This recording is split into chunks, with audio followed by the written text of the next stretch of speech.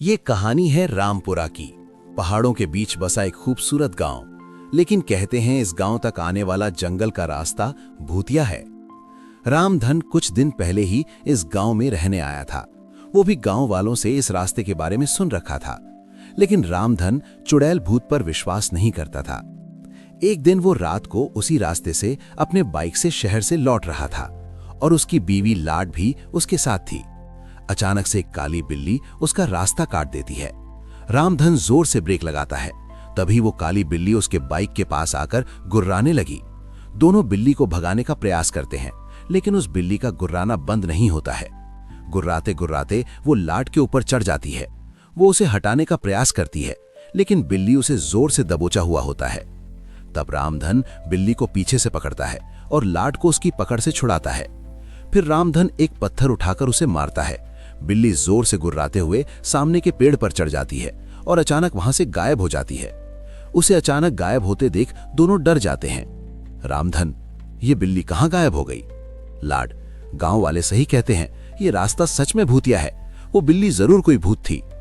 रामधन, तुम भी ना, जंगल का रास्ता है, यहाँ जंगली बिल्लियां और जानवर तो होते ही हैं।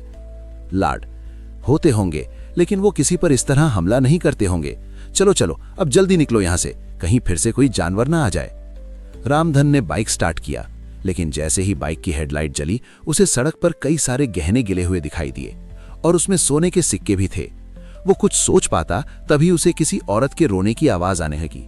लाड, अब किसका इंतजार कर रहे हो? हम किसी मुसीबत में ना फंस जाएं। वे दोनों घर लौट आए, लेकिन रामधन की आंखों के सामने वो सोने के गहने और सिक्के अभी भी घूम रहे थे। वैसे तो रामधन को किसी बात की कमी नहीं थी, लेकिन वो बहुत लालची था। वो उन गहनों को किसी तरह हासिल करना चाहता था। अगले दिन रामधन अकेले ही बीज लेने के लिए शहर जा रहा था और लाड की बातों को अनसुना करके बाइक स्टार्ट करके घर से निकल गया। थोड़ी देर बाद वो उसी भूतिया रास्ते पर पहुंच गया। दिन के समय भी वो रास्ता बिल्कुल सुनसान था। रामधन अपनी बाइक से चला जा रहा था, तभी उसे रास्ते के किनारे पर एक सुंदर सी दुल्हन दिखाई दी जो रो रही थी। उसे समझ नहीं आ रहा था कि इस सुनसान रास्ते पर ये दुल्हन कहां से आई।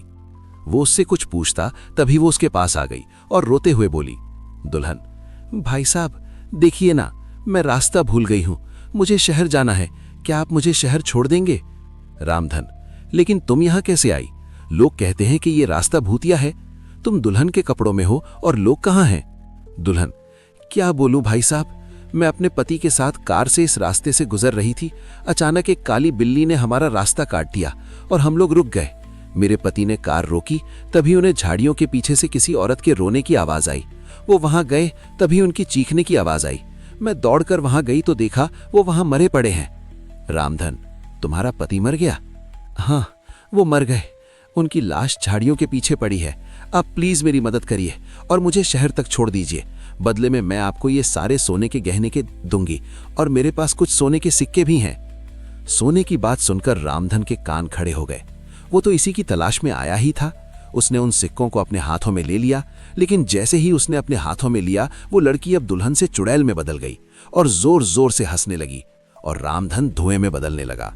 कुछ ही देर में रामधन पूरी तरह से धुएं में बदल गया। उस चुड़ैल ने उस धुएं को एक बोतल में कैद कर लिया और ऊपर से ढक्कन लगाकर पहाड़ी के पीछे अपने घर के तहखाने में ले गई।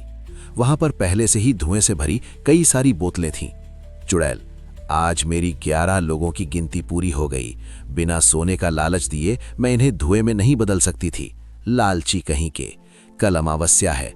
कल मैं इन सबको इनके असली रूप में ले आऊंगी और इन सबको मारकर इनके आत्मा पर कब्जा कर अपने पति को जीवित कर दूंगी और फिर वो फिर से जीवित हो जाएंगे। दूसरी ओर रात काफी हो गई थी। रामधन के घर नहीं पहुंचने पर लाड को चिंता होने लगी। पूरी रात लाड ने रामधन का रास्ता देखा, लेकिन नहीं आया। उसे समझ नहीं आ रहा था कि वो कहां चला गया। तभी उसने देखा कि गांव के मुखिया जी गांव के कुछ लोगों के साथ वहां से गुजर रहे थे। वो उनके पास गई और सारी बात बताई। मुखिया, बेटी सच सच बताना, तुम लोग हाल ही में भूतिया रास्ते पर गए थे क्या? लाड, जी गए तो थे, लेकिन उससे मेरे पति के ना लौटने का क्या संबंध है? मुखिया, कितनी बार कहा है उस रास्ते का इस्तेमाल मत करो, लेकिन पता नहीं लोगों को मेरी बात समझ क्यों नहीं आती है। लाड, आखिर आप सभी को वहां से जाने से मना क्यों करते हैं? क्या राज है उस रास्ते का? मुखिया, बेटी, कुछ साल पहले एक नया शादीशुदा जोड़ा इसी रास्ते से गुजर रहा था। तभी गांव के ही कुछ बदमाश लोगों की नजर उन पर गई। उस दुल्हन के गहने देखकर उनके मन में लालच आ गया। उन्होंने उन गहनों के लालच में दोनों को मार दिया और मरते ही वो लड़की चुड़ैल बन गई। उस दिन से जो भी उधर गया वो वापस नहीं लौटा। लाड, मैं वहां आज जाऊंगी और अपने पति को वापस लेकर आऊंगी।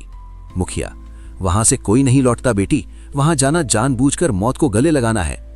लेकिन लाड ने उनकी एक ना सुनी और मुखिया भी गांव के कुछ लोगों के साथ तांत्रिक को लेकर भूतिया सड़क वाले रास्ते पर पहुंचे। उनमें से कुछ लोगों ने अपने हाथ में मशाल भी रखी थी। जंगल के पास वाली पहाड़ी के पास से उन्हें मंत्र की आवाज सुनाई दी। वो सभी छिपकर देखने लगे। देखा कि वही चुड़ैल मंत्र पढ़ रही है।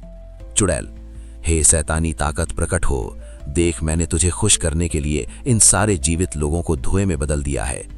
कुछ घंटे के बाद मैं इन्हें आजाद करूंगी और इन्हें एक एक करके मारूंगी। इनका खून तुझे पिलाऊंगी और फिर इनके आत्मा पर कब्जा कर अपने पति को जीवित कर दूंगी।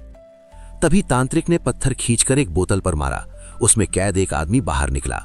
चुड़ैल को इस बात का पता नहीं लगा क्योंकि वो आंखें बंद करके मंत्र पढ़ रही थी। तभी मुखिया जी बोले, अरे ये तो भीमा है। इसके साथियों ने ही मिलकर उस बेचारी औरत और उसके पति की हत्या की थी और ये लोग तो उस घटना के बाद गांव से गायब ही हो गए थे। तांत्रिक, वे गायब नहीं हुए थे। इस चुड़ैल ने सबको कैद कर लिया था। इन्हीं की आत्मा से वो अपने पति को जिंदा करना चाहती थी। लाड, पर इसने मेरे पति को क्यों पकड़ा? मेरे पति तो कुछ नहीं किए थे। तांत्रिक, तेरा पति इन गुंडों की तरह लालची था। वो भी इसके गहनों के चक्कर में आ गया था। इसे अपनी सिद्धि को पाने के लिए 11 लालची लोग चाहिए थे। 10 तो ये थे ही, लेकिन 11 की गिनती पूरी नहीं हो रही थी। लेकिन उस दिन जब तुम और तुम्हारा पति इस रास्ते से गुजर रहे थे, तभी इसने जान लिया कि तेरे पति को लालच में फंसाया जा सकता है। वो बातें कर ही रहे थे कि चुड़ैल अपनी आंखें खोली और अपने सामने फूटी बोतल देखकर गुस्से में भर गई। इतने में तांत्रिक ने कुछ मंत्र पढ़कर मशाल उसके ऊपर फेंका। वो जलने लगी। इसी बीच तांत्रिक ने सारी बोतलों को पत्थर मारकर फोड़ दिया और उसमें से कैद सभी लोग बाहर निकल गए। रामधन भी उनमें से एक था। उसे देखकर लाड रोने लगी। चुड़ैल, ये तूने ठीक नहीं किया तांत्रिक। इन लोगों ने मुझे और मेरे पति को मारा था। तुमने इन दुष्टों को आजाद करा दिया। तांत्रिक, इनकी गलती की सजा इन्हें जरूर मिलेगी, मैं इस बात का वादा करता हूं। लेकिन तू जो कर रही थी, ये करके तू ईश्वर को चुनौती दे रही थी। एक बार जो मर गया उसे जीवित नहीं किया जा सकता।